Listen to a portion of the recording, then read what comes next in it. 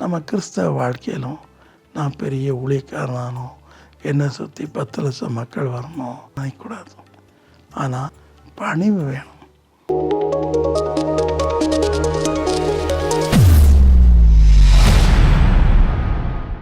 Praise the Lord. அருமையான பிள்ளைகளே, good morning. நல்லா இருக்கீங்களா? பிஸியாக இருப்பீங்க, அதனால தான் ஷார்ட்டாக சொல்ல வேண்டியிருக்கு. இன்றைக்கும் ஆவிக்குரிய வாழ்க்கையில் நீங்கள் எப்படி முதன்மையாக இருக்க முடியும் என்கிற பற்றி நம்ம பேச இருக்கிறோம். லூக்கா 22 அதிகாரத்தில் நம்ம 22 பார்க்கும்போது ஏசப்பா ரொம்ப பாரத்தோடு, நான் மரிக்க போகிறேன்ப்பா, இது என்னுடைய சரீரம், இது என்னுடைய ரத்தம் சொல்லி திராட்சரசையும் அப்பத்தையும் பங்கிட்டு கொடுக்குறார். ஆனால் சீஷர்களுக்குள்ள என்னென்ன வருது? ஏசப்பா மறிச்சிருவார், அதுக்கப்புறம் யார் முதன்மையாக இருப்பா? பார்த்தீங்களா? அந்த ஈகோயிசம் ஏசப்பாவுடைய கஷ்டத்தை பற்றி பொறுப்பெடுக்கலை. யார் முதன்மையாக இருப்பா? ஏசப்பாக்கு அப்புறம் அந்த ஊழியத்தில் யார் தலைமை வகிப்பான், கனம் பெற்றிருப்பான்? இன்றைக்கி பாருங்கள், திருச்சபையில் சண்டைகளுக்கு காரணமே ஈகோயிசம். ஏன்? நம்முடைய அரசியல் நாட்டு எல்லாத்தையும் பார்க்கும்போது பல இடங்களில் ஈகோயிசத்தை பார்க்குறோம். நான் மட்டும்தான் இருக்கணும், என்னை தவிர யார் இருக்கக்கூடாது அப்படிங்கிற எண்ணம். ஏசப்பா கோபம் வருது, அவளை கடிந்து கொள்கிறார். புறஜாதிகள் தான் இந்த மாதிரி வேலைலாம் பார்ப்பாங்க, நீங்கள் அப்படி இருக்கக்கூடாது, நீங்கள் முதன்மையாக இருக்கணும்னா நீங்கள் எல்லாருக்கும் ஊழியம் செய்யணும்னு சொல்கிறார். ஏசப்பா பாணியே தனி, எனக்கு அது ரொம்ப பிடிக்கும். அதே போல் செபதேயன் குமார் நாங்கள் உங்களுடைய வலதுபாரசனாக இருக்கணும்னு சொல்லி அவங்க அப்பா அம்மா ஏசப்பாட்ட கேட்குறாங்க.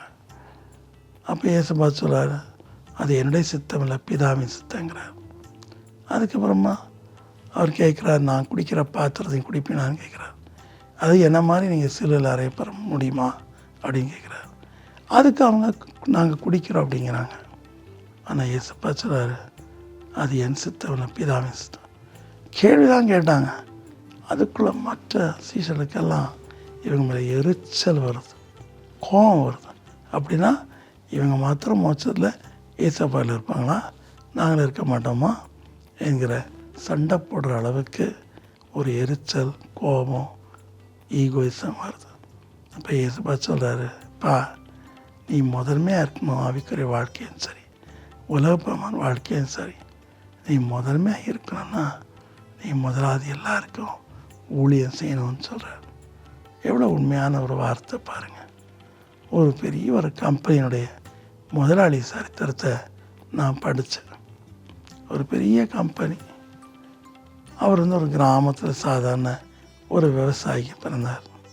ரொம்ப தூரம் போய் தான் அவர் படிக்கணும், ரொம்ப கஷ்டம். அதே சமயத்தில் அந்த இடத்துல யுத்தம் வந்துச்சு. இவரால் படிக்க போக முடியல. என்ன பண்ண முடியும்? யோசித்து பார்த்தாரு. கடைசியில் பெற்றோரை கிராமத்தில் விட்டு பட்டணத்துக்கு போயிட்டாங்க. இன்றைக்கி எப்படி தமிழ்நாட்டில் எங்கே இருந்தாலும் மக்கள் சென்னையில் வேலை கிடைக்கும், பாம்பேயில் வேலை கிடைக்கும், அயல்நாட்டில் வேலை கிடைக்கும்னு சொல்லி ஓடுற மாதிரி அவர் அப்படி ஓடினார். அங்கே போய் ஒரு சாதாரண ஒரு வேலையில் இருந்தார். ரொம்ப பரிதாபமான ஒரு வேலை. சொல்லப்போனால் அந்த டீ கடையில் டீ குடிக்கிற டம்ளர்களெல்லாம் அவர் கழுவும், அதான் வேலை. இந்த வேலை செய்துக்கிட்டே ரோட்டில் போகிற சைக்கிள் எல்லாத்தையும் பார்த்தார். அங்கே இன்னொரு வெளிநாட்டுடைய வாகனங்கள் சேர்ந்து ஓடிச்சு. இதெல்லாம் பார்த்தார். ஒரு நாள் அந்த வெளிநாட்டு வாகன ஓட்டினுடைய ஜீப் நின்றுச்சு. அவரும் கொஞ்சம் பருமனாக இருந்தார், கீழே குனிஞ்செல்லாம் பார்க்க முடியாது. உடனே இவன் டீ கடை விட்டுட்டு அவருடைய வண்டியை போய் பார்த்தான். திறமையாக பார்த்தான், அழுக்கெல்லாம் எடுத்தான், எல்லா வேலையும் பார்த்தான், குனிஞ்சு ராவி எல்லாம் பார்த்தான். ஆனால் ஒரு நாள் நினைக்கல தான் ஒரு பெரிய கார் கம்பெனி அதிபதியாக மாறும் நினச்சோட பார்க்கல. இப்படி ஒவ்வொரு வண்டியாக வேலை செய்தான், சுத்தம் பண்ண ஆரம்பித்தான். எல்லாருக்கும் ஆச்சரியம், இவன் என்ன படித்தான்? இந்த படிக்காதவனுக்கு என்ஜினை பற்றி என்ன தெரியும், மோட்டர் மெக்கானிக் பற்றி என்ன தெரியும், டிரைவிங் கூட தெரியாது அப்படின்னு எனக்கு கிண்டல் பண்ணாங்க. ஆனால் முடிவில் அந்த காருடைய என்ஜின் பார்ட்ஸ்லேருந்து பைதாக்கள்லேருந்து எல்லாமே மனசை பதிச்சு தனக்கேற்ற ஒரு டிசைனில் அதை கொண்டு வர நினச்சான். அவனை அற்பமாக நினச்சவங்க எல்லாரும் இவன் ஆரம்பித்த கம்பெனியில் வேலைக்காக அழுது கொண்டு நின்னாங்க. அவன் முதலாளியாக மாறினான். இப்படித்தான் நம்ம கிறிஸ்தவ வாழ்க்கையிலும் நான் பெரிய ஊழியக்காரனானோ என்னை சுற்றி 10 லட்சம் மக்கள் வரணும் நினைக்கூடாது. ஆனால் நமக்கு என்ன வேணும்? பணிவு வேணும். நான் ஊழியம் ஆரம்பிக்கும்போது நான் பெரிய சர்ச்சில் பேசணும், அங்கே பேசணும், விளம்பரம் வேணும் அப்படிலாம் நினச்சதே கிடையாது.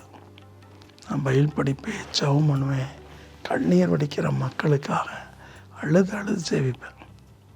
அவங்களுக்கு என்ன நடக்குதுன்னு எனக்கு தெரியாது. ஆனால் அப்படி ஜெபம் பண்ணும்போது எனக்குள்ள பரிசுத்த ஆவியானவர் என்னோடு பேசுவார். தங்கம், இந்த வீட்டுக்கு நீ போ அப்படிம்பார், இந்த தெருவுக்கு நீ போகும்பார், சேஷன் இந்த ஊருக்குள்ளே நீ போகும்பார். ராத்திரி 11 டயர்டாக இருப்பேன். காலை முழுவதும் வேலை செய்துட்டு போகணும். ராத்திரி நீங்கள் நம்பவே மாட்டீங்க, எத்தனை மைல் அவர் போச்சுனாலும் வண்டி எடுத்துகிட்டு போயிடுவேன். நான் போகும்போது கர்த்தர் எனக்குன்னு சில நபர் வைத்திருப்பாங்க. அவங்க யாராக இருக்கட்டுமே, எந்த மதத்தை சார்ந்தவர்களாக இருக்கட்டுமே, ஆச்சரியமாக அவங்க எனக்காகவே காத்திருப்பாங்க. அதுதான் எனக்கு ஆச்சரியமாக இருக்கும். ஸோ அன்பு பிள்ளைகளா, நீங்களும் முதன்மையாக இருக்க விரும்பினா முதல்ல ஊழியம் செய்யுங்க. ஊழியம் செய்யுங்க. குஷ்டரோகனுடைய காலை கழுவும், ஹெச்ஐவிக்கு ஊட்டி கொடுப்போம், அது நம்மகிட்ட வராது. பிள்ளைக்கு கால்ரா அந்த மாதிரி பேஷண்டைய கழுவி அவனை சுத்தம் பண்ணுவோம். அதுக்காக தான் நான் ஆஸ்பத்திரியை ரொம்ப விரும்பினேன், மக்களுக்கு சேவை செய்வது. ஆனால் எல்லா வேலையும் செய்கிறதுனால பேஷண்ட்டை ஒவ்வொரு மூலக்கூறை என்னால் அறிய முடிச்சு. எதனால் இந்த வியாதி வந்துச்சு, என்ன காரணம் என்கிறது எனக்கு ஆண்டு சொல்லி கொடுத்தார். அது மட்டும் இல்லை, அவங்களால குணமாக்க முடியாத என் இயேசுப்பா குணமாக்கி தந்தார். சிம்பிள் மெடிசனில் அதுதான் முக்கியம். நான் சொன்னேன் இல்லையா, லுக்கேமியா, அக்யூட் லிம்ஃபேட்டிக் லுக்கேமியா எங்கெங்கேயோ போய் ட்ரீட் பண்ணாங்க. பாவம் ஏழை மக்கள். நான் மட்டும் அவனை ஊட்டிக்கு போக சொன்னேன். இறந்த பாப்பா ஊட்டியில் பிறந்தான். திருச்சி இருந்த வெயில் ஆளுக்கு ஒத்துடல. So it's a reaction of the ultra violet and ultra red rays. So இவ்வளோ படித்தா அவனுக்கு தெரியல. ஆனால் எனக்கு 7 வருஷமாக ஒரு பிளாஸ்ட் ஏற்பட கிடையாது, ஒரு ட்ரீட்மெண்ட் கிடையாது. இப்படிலாம் நல்லா இருக்கு.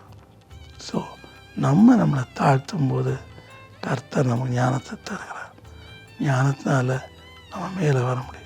ஏசப்பா தன்னை எல்லா விதம் தாழ்த்தினார். எவ்வளோ பெரிய பணக்காரர் இல்லையா, எவ்வளோ பெரிய ஆண்டவர்.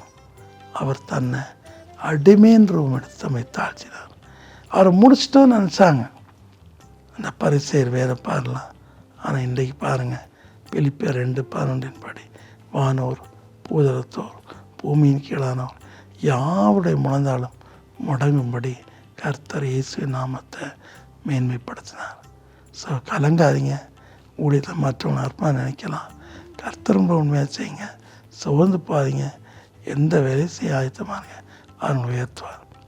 ஒரு அருமையான சிஸ்டர் கோயில்பட்டில் எனக்கு உண்டு. ரொம்ப அருமையான சிஸ்டர். பல வருஷமாக எங்களுக்கு பார்ட்னராக இருக்காங்க. ஜெயலராணின்னு அவங்க பேர். அவங்களுடைய பிள்ளை பாவம், இந்த பாப்பாவுக்கு திடீர்னு ஒரு கண்ணு பார்வை மங்கி போச்சு.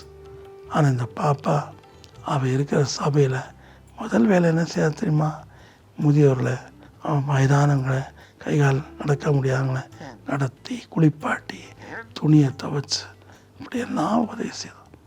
இதை பார்த்து அந்த மேடத்துக்கு ஒரே ஆச்சரியம், இந்த பிள்ளை இவ்வளோ தாழ்மையாக இருக்குதே அப்படின்னு ஆச்சரியம். ஏன்னா அம்மா சொல்லி கொடுத்தது.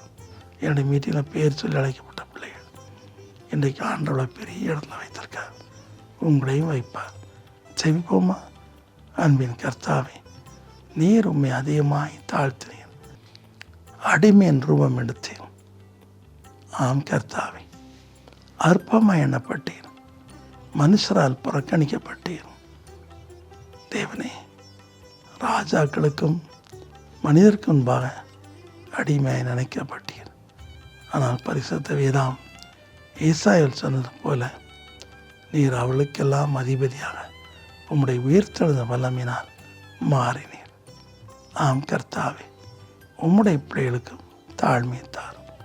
சீசலைப் போல மற்ற மீது எரிச்சல் அடையாமடி காத்துக்கொள்ளும். இவன் இவ்வளோ வளர்ந்துட்டானே, அவன் இவ்வளோ வளர்ந்துட்டானே, இவன்கிட்ட இப்படி கூட்டான் இப்படிலாம் அந்த எண்ணத்தை அப்புறப்படுத்தும். தாழ்மையை தாரும், உயர்த்தும். இயேசுவின் நாமத்தில் தாழ்மையோடு வேண்டிக் கொள்கிறோம் பிதாவே. ஆமென்.